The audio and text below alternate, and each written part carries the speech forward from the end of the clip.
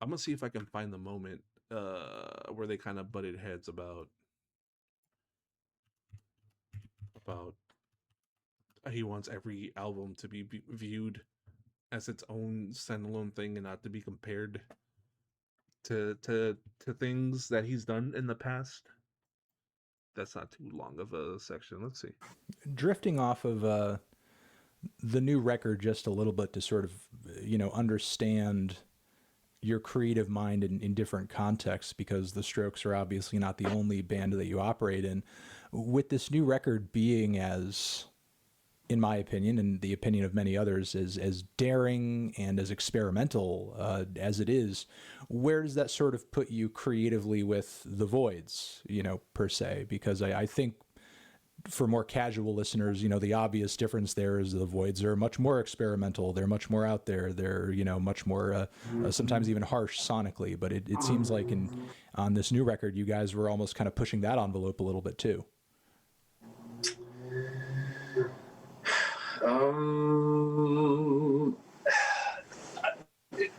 What do you? Sorry. So what do you? Can you? I guess at this point in your mind, like, do I agree with that, or sorry? Not really a disagreement thing, but in your own creative mind, when you're writing or sort of concocting, or sort of in the creative process for one band or another band, like what in your mind makes a Stroke song at this point versus a Void song? I suppose. Well, I think at this point, they're both kind of, like they kind of generate music on their own. So I've almost tried to kind of write less because I have so many songs and no time to record them. So I think a lot of times, like, it's kind of, there's like an organic thing happening in each now where like the songs just kind of, coalesce on their own more than me bringing in a song and like starting it from scratch. I definitely have parts that I bring in or work on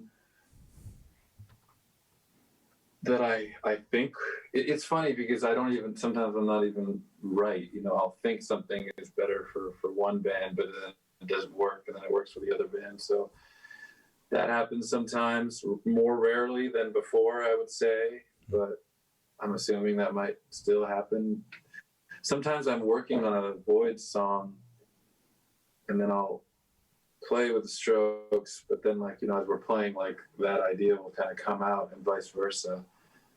And I always have to like explain to each band, like, I'm not like stealing from one band and like giving it just in my mind. And I'm just kind of, so sometimes it's just location. I don't know if I'm gonna find the part where he talks about. I wouldn't be surprised because like lyrics that kind of have like cross pollen, like like the same lyrics in both bands already. Sorry, I'm kind of derailing. I'm not sure exactly under nostalgia how to answer that. No, I mean, I think you're illustrating the the separation if there is one. I mean, it's there's going to be some lines blurring there because you're creatively a part of both entities and playing the role that you do in both entities. So I mean, I think what you're sort of explaining makes sense to me. I mean, the way I think the trajectory, if I have to be honest, and I know it's like weird for maybe Strokes fans, and that's I don't know, it comes with the territory, like most artists I like, always have like many phases where they do cool things and all their fans hated them for it, so I don't take it personally. But weirdly, the Voids for me is always, it's like the journey that I felt like I was kind of, the first three Strokes record, to me that's the same journey, and I think the Strokes now are kind of have become its own thing. And it's not good or bad. To me it's just it's just like kind of letting things naturally kind of be what they want to be without fighting it, you know. Yeah, so he's saying essentially, if I'm understanding, that he sees the creative journey between the first three albums as one cohesive thought, not thought out really, but like from point A to point B, there's like certain steps that happen between Is This It and all the way to First Impressions. And I kind of agree with that. And then he's saying that the work they're doing after that with each album kind of forms it a life of its own as they're making the album. And there's like a departure from the first three albums. I think that's what I'm understanding from what he's saying. And yeah, I mean, if that's what he wants to do, I think that should be taken into account, right? Like, why do we have to keep trying to compare everything he does to the first three albums when they've moved on from that already? Um, let me keep watching. So I get to kind of do the things that I, you know, want to do, and then I also I still do the things I want to do, but I do it in this thing that became its own thing that that has, I would say, the Strokes have this whole like history thing. And I am just so artistically not interested in that, but everyone else is in like the kind of connection. And so I kind of don't fight that within the Strokes. And I'm happy to do that. But yeah, he doesn't want to do that anymore. And that's why he says, and what is it, Psycho Shit? No. Fuck, what's it called? Lonely in the Future, that he didn't want to do it, but he did. Just you building your app. And that's what basically what that song's about. One thought. Artistically, sometimes I don't. That's not like what my fantasy is. So I think I also have outlets where I can just do, you know, whatever I want to do. But hopefully, and he said multiple times that the Strokes, he uses the Strokes to pay the bills, and he uses the voice as a creative outlet for himself. And I think he really felt strongly about trying to make a commentary about this, that he channeled this creativity and the commentary that's present in Reality Awaits. He channeled that creativity into that album as like a big middle finger to the people that just want to get Is This It for the seventh time, you know. And this is what I'm talking about when I say that. The context of the history of this band really makes sense why they got criticized so harshly. Yeah. But yeah, it's like they don't want to, they want to move on past the first three albums, and everybody just keeps trying to fucking drag them back into it. Like I said when I texted about the album for the first time, like they just don't let them forget that the album exists.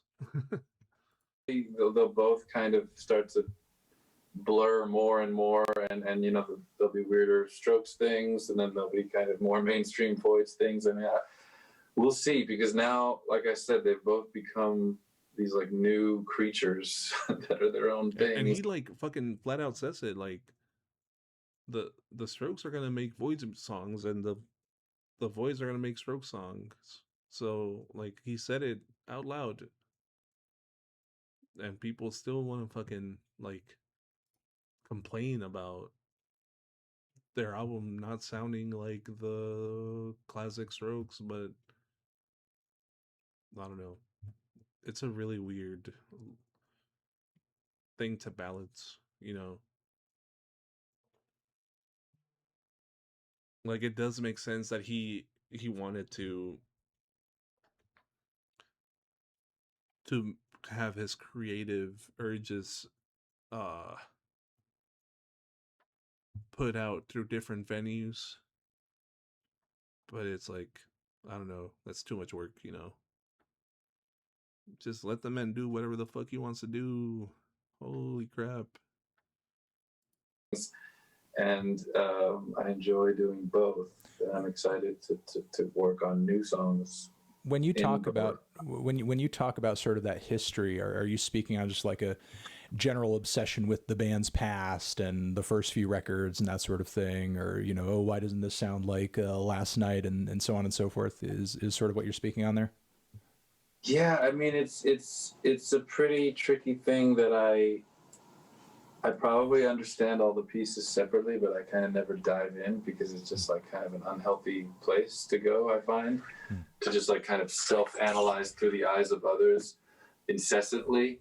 I think that's kind of what like pop musicians do, to be honest, or big songwriters, you know, producers, you know what I mean? They're just like, or even like record label people, I've noticed. It's like, it's the same kind of thinking where it's like they have to judge artistic quality, but it's based on commercial popularity, and they have to kind of like pretend like it's the same, even though they're just nothing to do with each other, kind of almost. I mean, there's a little overlap, but it's like, you know, it's like you have to make money with Pepsi, but you have to somehow like then talk about like what a good song it was somehow. And then there's like, so there's all these levels of music that I don't like agree with, of how it's like thought of and talked about, but there's also like just the way you want to like live your life and pay your bills and not fight against, you don't want to kind of create this kind of situation where you're like swimming against the current. So And I think this is like the biggest what's the fucking word? I think this is this entire concept of trying to appeal commercially, or the pressures of the commercial side of music and what he wants to do, that pressure is always on the back of his mind. Um and yeah, I mean, I wish he would have, I don't know. I can't really say I wish he would have done something, because something different than what he's doing, because then that also adds like another kind of pressure that I'm already disagreeing with. But I wonder what would have happened if he like never made the Voids and never made his own solo music, and just let the Strokes sound like what he wanted them to sound like at the moment, without the pressure of the success of Is This It? Um it's just like a huge what if. Like we were robbed of music that he wanted to make, you know. And that's like the thing that I don't like about Reality Awaits, is that this album exists to make a statement and not for him to make music, in a way. Um and that's not really a huge problem with the album, because I really like a lot of the really good high moments in the album. But it just, I can't help but wonder what kind of album we would have had if he didn't feel like making a statement. I find that there's a lot of question marks that are all, it will almost be too controversial and like a waste of energy and time. But I often wonder sometimes if I took a song and I like just switched the names, what people would, you know, there's like, not with all this. See, he's literally like, even he has that like curiosity. Like he's just kind of scared of what would happen if he actually made the music he wanted to make. That's so crazy. songs, but there's certain songs that I feel like just by changing the name, it would just, the whole thing would be like, oh, this one is so. Hi, And I'm Nicole he Hawk. doesn't like that. His music needs to be put in a box.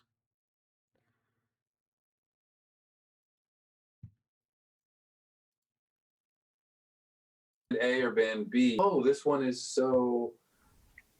Like if you put band A or band B, it would change the what a like reviewer would be like. This was so much darker than I expected. Or this is so much lighter than I expected. I don't know. There's a lot of like that I don't get into. I just like to judge art on its own, and I'm not interested in what I did before. Well, to speak hypothetically, See, he's not interested in what he's done before, and let's see what Fantano says to that. do you feel like, in that very scenario that you're citing, a record like Come Down Machine would be, more critically praised or something like that? Like if it were just a different band or if it were just presented in a different way, do you feel like the reception of that would have been like a little bit warmer? Well, Come Down Machine, I mean, those are different. Those are Come Down Machine and Angles are that's a tricky one for me because that was a pretty weird time, and we had all these like contractual things. So it's like you're trying not to kind of, sabotage your name, but you're also like trying not to kind of lose too much energy in like a kind of toxic environment. And I think or like expunge too much energy. I don't know what the right word is. So I think there was a lot of things that were cool on those records that I liked, and I worked on them and stuff, but there was just like, I think we hadn't dealt with certain issues, so creatively there might have been some things left on the table, and I don't know. I don't understand those albums, so I don't really.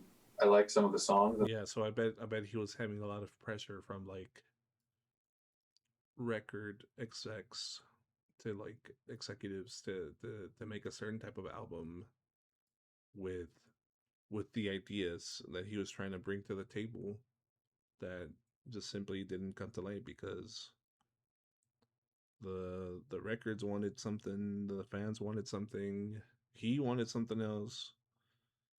And I guess the album was just like an amalgamation of all that, you know. It sucks. It sucks that he can't really make the music that he wants to make. I wish he could. I wish he could have done it this whole time. But I don't. You talked about perspective. I don't have perspective on them yet.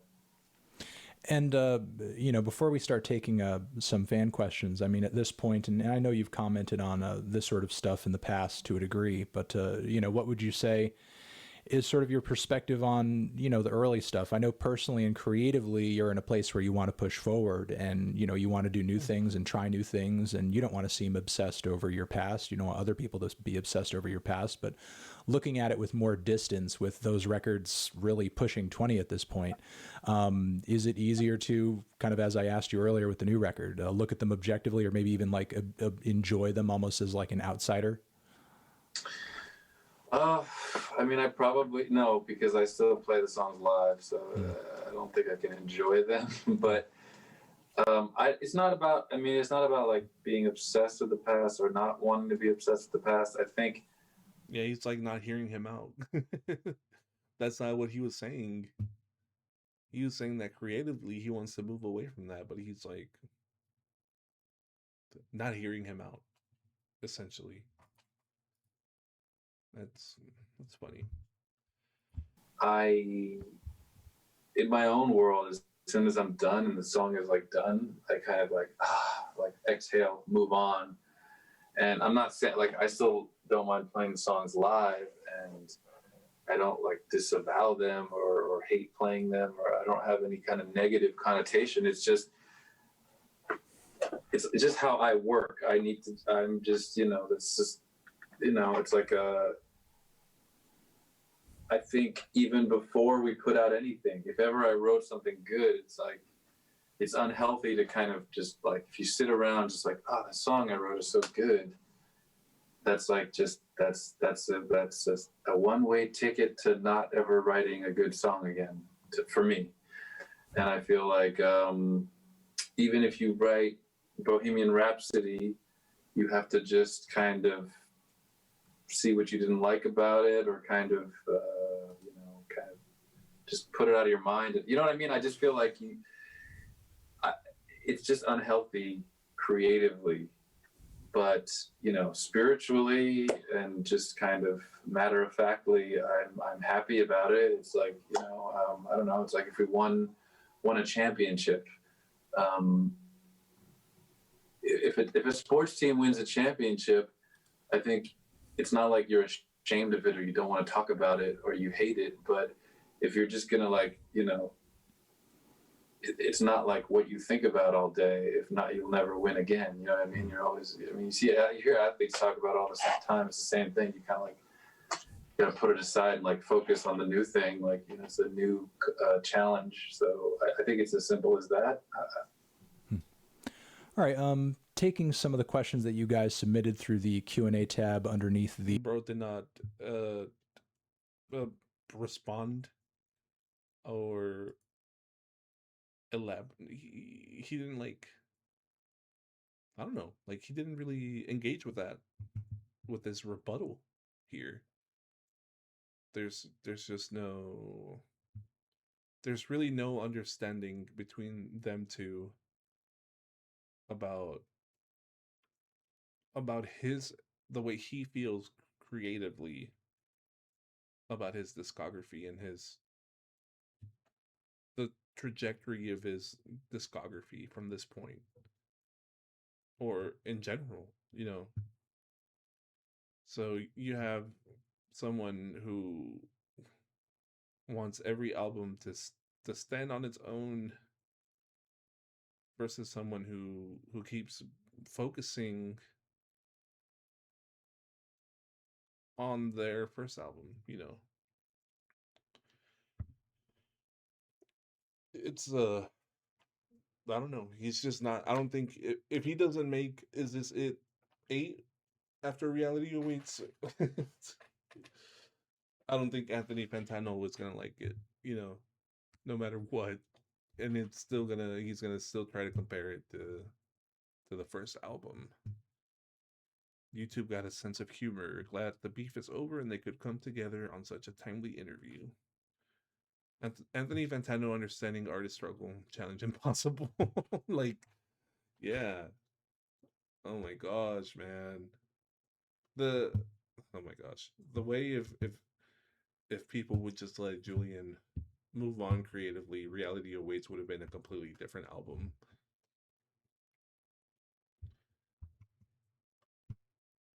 Oh, connecting to chat. What's going on? Oh. I thought my stream disconnected for a second. But I think I'm all tired of yapping about the strokes. I'm all stroked out. I think I'm gonna end the stream right there. But yeah, I had fun doing this.